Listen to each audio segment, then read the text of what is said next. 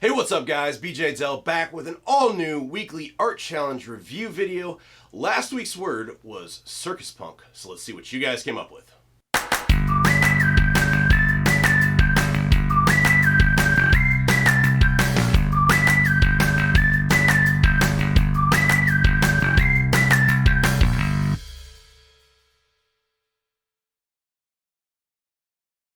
Alright guys, let's jump into the video today. This week's word was circus punk, and I showed this in the video last week. This is a circus punk, basically the knockdown dolls from carnivals and circuses of years past.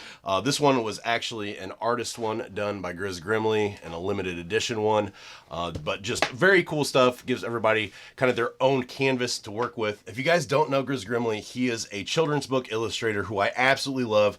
One of my top three, I guess you would say, contemporary artists goes Gris Grimly, Scotty Young, and Alex Pardee, not necessarily in that order. I've talked about Alex before. Scotty does all of the Marvel variant covers for the baby Marvels, so check him out too. But Gris, I think this is the first Gris Grimly book I got. This is Neil Gaiman's Dangerous Alphabet. Neil Gaiman, of course, he wrote Sandman for Vertigo imprint on DC Comics.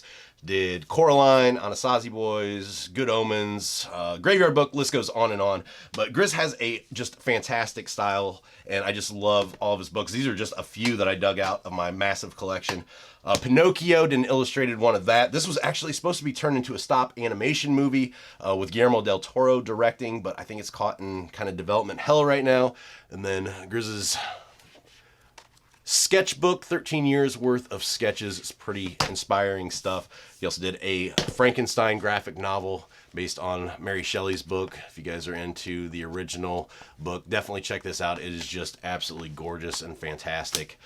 Grimericks. This stuff is very, if you're into Tim Burton, it's kind of got that kind of quirky dark side, but cute to it. So Tim Burton, you know, Nightmare Before Christmas, you would absolutely love Gris Grimly, and I'll go ahead and link to his social media in the comment section. So check him out if you've not heard of him. Like I said, that's just a few that I dug out real quick to show off in the video, but let's go ahead and jump in. Oh yeah, he also directs too. So this is a movie he did called Cannibal Flesh Riot, which is just absolutely fantastic. So a man of many talents, to say the least.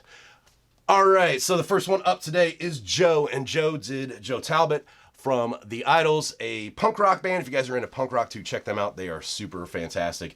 And I just love the way Joe really incorporated the use of that overall shape and design and used it to make the head and also the body, how it kind of flows in together. It's almost got that weeble wobble look to it, and I think it's just great. Likeness is spot on. Love the big mouth here too. It's got a very lowbrow style to it, which definitely goes with the whole punk rock aesthetic and vibe. And then I love too the background here, how you incorporated the just really minimalist background, but it's not blank. You've still got this in here, but it doesn't really pull away from the overall design. So super good job, Joe. Thanks for sharing that.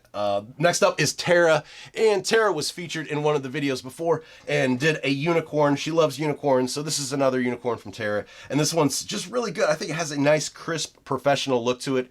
This one really reminds me of something that you would see as kind of the logo for an App Store app. It just has that nice brightness to it and the professional crisp quality. I just really love the fur here around the outside, how you basically just transitioned these so seamlessly in together instead of going in with hard lines and, you know, having one color blocked out. It has that nice gradient effect flowing from one color into the next.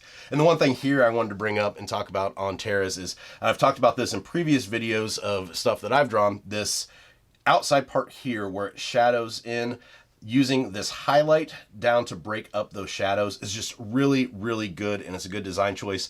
It really kind of pops out that side from the hair. It makes it stand out, and I talk about doing that quite a bit as you're going in and shadowing. It's not a very realistic approach. Obviously, shadows aren't going to then directly go into a highlight like that, but for a design approach, and also especially print on demand, if you're doing that, it really makes the design stand out Especially if you're using black lines against here and you get in too dark, it kind of helps pull that darkness away from that black line when it prints. So fantastic job, Tara. Next up is Amy's, and this one is just great. I've talked a lot about color theory in the previous videos and contrast and so on and so forth. And obviously with this, color theory is just basic black and white, but this really pops. I love just the splotch in the background. It works really well. It's a very dynamic shape, kind of draws your eye in. Using the stars in the background here is a really great effect too. They're not too big. They just kind of add a little bit extra that doesn't draw your eye away from the main design. And the main design itself is just so good. The line weights here are just fantastic, varying these throughout. You've got, of course, a bunch of really thin, close together lines here on the tubing that comes out. And then the use of lines sparingly around just really gives a lot of dimension to the shape and kind of adds some texture there too. So fantastic job, Amy. Next up is Jane, and I love this one. It's almost got, when you pull it back, almost like a pointillism feel to it, but then when you get close, you can kind of see what's going on. And I like the fact too, just this kind of overall pastel color to it. Usually I talk about color theory and, using different colors to make it pop, but I think this one works really well. It still stands out, but at the same time, it kind of blends in together, which is really kind of hard to balance those two. I think Jane did a fantastic job doing that. And just the overall outside part here, the hair, it almost looks like this kind of fluffy lace coming around. I think it's really well done. And then this texture pattern on the inside is just exquisite too. The one thing too I wanted to bring up, Jane's stamp here with the name Jane, and it's just fantastic. That's one of the things, if you're showing your art online, get a really cool signature or way to do it. And I think Jane just really knocks this out of the park with this stamp. It just really kind of acts as a professional kind of addition to your finished design, and people are really going to remember that. So that's one key thing to pull away from here. Get a cool signature, get a cool way to do your name, because you got to be proud of your work when you sign it. So great job, Jane.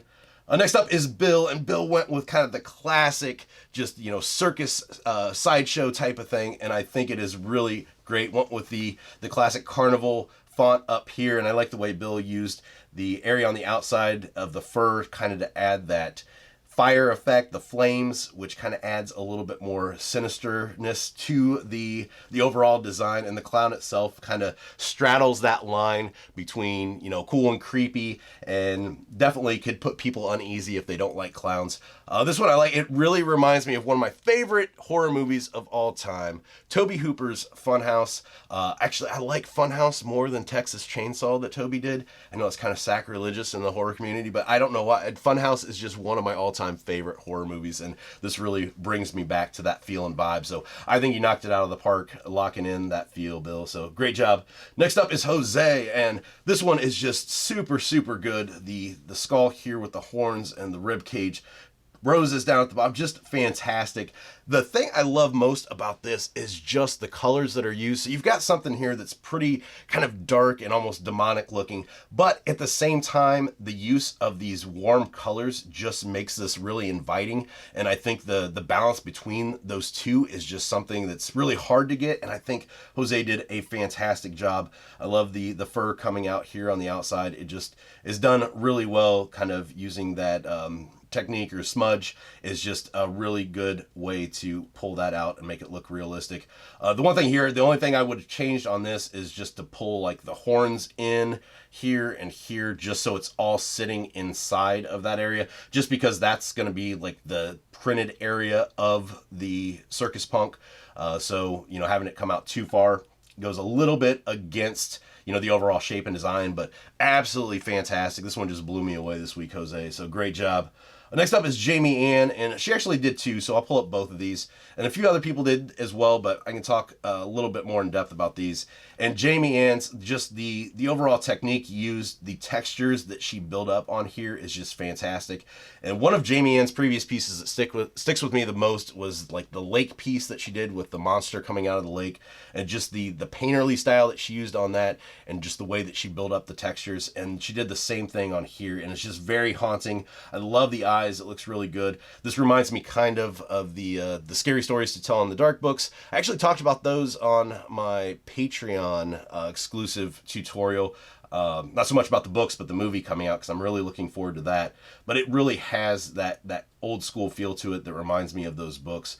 So fantastic. And then the last one she did was the one, the only, Cassandra Peterson, Elvira. And this one is just really good. The likeness is absolutely perfect. And I wanted to show both of these because this kind of ties in to the beginning of the video. And the other Gris Grimly video that he directed was a Ghoul Town kind of music video DVD, and Elvira was the host of that. So see, it all comes full circle back to the Circus Punk and Gris Grimly. But I love how she kind of incorporated the hair, and her dark locks is the way to kind of add the fur around, and just a really, really stunning picture. I absolutely love it. So just want to thank everybody for submitting designs this week. You guys killed it. Alright guys, that's it for today's video. As always, thank you for watching. I appreciate it. If you like today's video too, make sure you give it a thumbs up, subscribe to the channel, and hit the bell for notifications so you can get alerted when I post new videos. So last week's word was Circus Punk, and this week we're going to go with hot air balloon. So a lot of different ways you can approach this. The balloon itself, you can almost treat this like the Circus Punk challenge, that you've got a canvas to work on.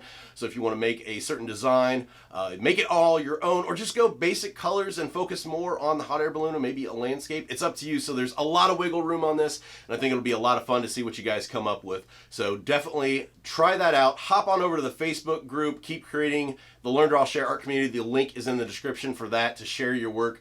That's how you share these art challenges and any other art you want to do and share and show off to the public. We have that group over there just for that. And if the one weekly art challenge is not enough for you and you need more, Keep Creating, 365 daily prompts for you to do. That is available on Amazon right now. You can draw on there and also post that in the group as well. But if that is not enough for you and you want a really big challenge to do for the month, I've got an exclusive monthly art challenge on Patreon right now, exclusive for backers. The link is in the description for that. Hop on over, support the channel, and join in on these challenges. And these are going to be a little bit different because I'm going to pick 5 of my favorite designs for the month and share those across all of my social media platforms and tag the artist. So as for me, I can be found online at bjdell.com, as well as on Instagram and Twitter at bjdell. So until next time, keep creating.